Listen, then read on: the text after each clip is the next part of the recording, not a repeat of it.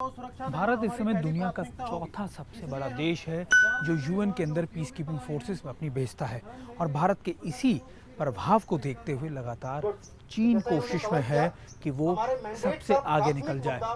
Normally अब तक चीन के करीबन 2500 सैनिक पीस कीपिंग फोर्स में हैं, जो 2010 के बाद करीब करीब इसमें जुड़े थे, वो भी लगातार आग्रह के बाद। और अब चीन करीबन 8 से 10,000 सोल्जर्स को और भेजने की कवायद में। ये इसलिए क्योंकि चीन चाहता है कि दुनिया भर में ये मैसेज पहुंचाया जा सके कि वो पीस कीपिंग के लिए काम कर रहा है, और वो दुनिया और उसका जो कंट्रीब्यूशन है, उसकी जो इन्वॉल्वमेंट है, वो बहुत ज़्यादा है।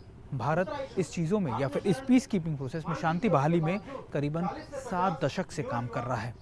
दुनिया के बड़े बड़े ऑपरेशंस में यानी पीस कीपिंग ऑपरेशंस में भारतीय सेना हमेशा प्रमुखता से रही है। एक और इम्पोर्टेंट जानकारी ये कि जब कई साल पहले कोंगो के अंदर जब अटैक्स कर दिया था रेबेलियंस ने, मिलिटेंट्स ने, तो चीनी सेना वहाँ से भाग गई थी। और उनको बचाने के लिए कौन सी सेना आई थी? हमारी ये भारतीय सेना, इंडियन आर्मी। ये वो जाबाज हमारे सोल्जर्स हैं जो हर बड़े मिशंस के अंदर हमेशा से रहे हैं। और यही वजह है कि ना सिर्फ भारत की ज़मीन पर बल्कि दुनिया भर में कहीं पर भी आप वीरता की गाथाएं देख लीजिए, सुन लीजिए। हमारे जवानों की प्रमुखता या उनका जो डोमिनेंस है, या फिर आप कह सकते हैं उनकी वीर गाथाएं हमेशा से प्रमुख रही हैं।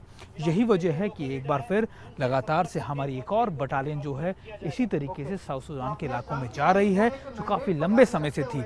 और मैं आपको बता रहा था कि भारत की इन्हीं शक्तियों से, इन्हीं क्षमताओं को डर कर चीन भी कोशिश कर रहा है कि वो भी पीस कीपिंग के लिए आए। लेकिन चीन ये भूल जाता है कि करीबन 2010 के बाद यानी करीबन 2015 या 14 में चीन के सैनिकों ने अपने मोर्चे छोड़ दिए थे मिलिटेंट्स को देखकर। यही फ़र्क है भारतीय सेना में और चीनी सेना में कि हमारे जाबाज चुनौतियों को देखकर कभी भागते नहीं, हमेशा डटे रहते हैं। कैमरा पर्सन अमित के साथ सुमित चौधरी, TV9 भारतवर्ष, दिल्ली। धुआं धुआं सा ये शहर क्यों दिखता है, सुना है बाजार में धुएं का सामान बिकता है। ये दिवाली सिर्फ दिए वाली।